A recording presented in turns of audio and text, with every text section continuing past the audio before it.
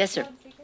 Madam Speaker, on stocks, I know you said a few weeks back that if members want to enact a ban on trading for lawmakers, you're open to that, you're okay with that. Yeah. I'm wondering, in light of recent reporting,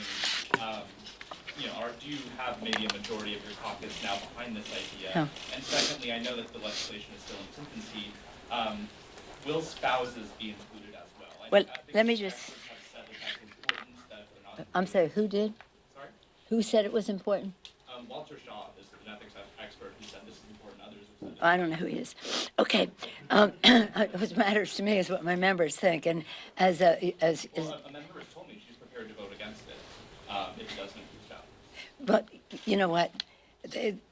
I'm a big believer in our committees, and we've tasked the House Administration Committee to review the options that members are putting forth, and they have different views on the subject. But I'd said that a certain criteria that I wanted to see was whatever design they have for that. That's one. But the other is we have to tighten the fines on those who violate the Stock Act. But it's certainly not sufficient to deter behavior. And then the third is just really, it has to be government-wide. We make a disclosure every year of our financial disclosure. That's what it is, and then in addition to that, on a regular basis, when there's a stock transaction, to report that. The court system, the third branch of government, the judiciary, has no reporting. The Supreme Court has no disclosure.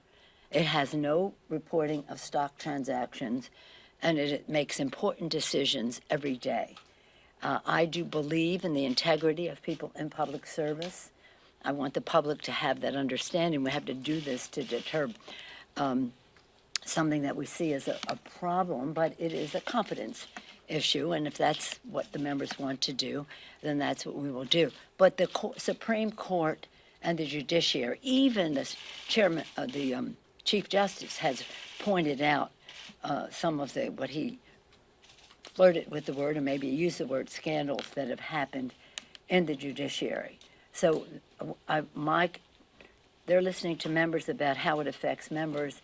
I'm also saying that we need, and our members have been saying this for years, why does the Supreme Court of the United States have no disclosure, financial disclosure, and now that we have the Stock Act do that. There's another consideration, as you know, in the executive branch, when they divest of their stock, they don't pay capital gains.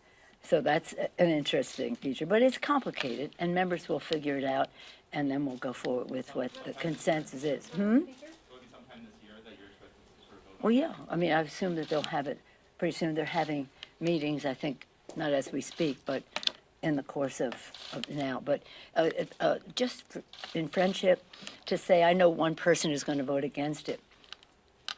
We had one person who voted against the Meats Act, too, the other day. But we had a tremendous, tremendous victory. What we're trying to build is consensus.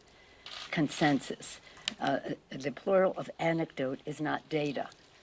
And what we want to do is have data that builds consensus. Yes, ma'am.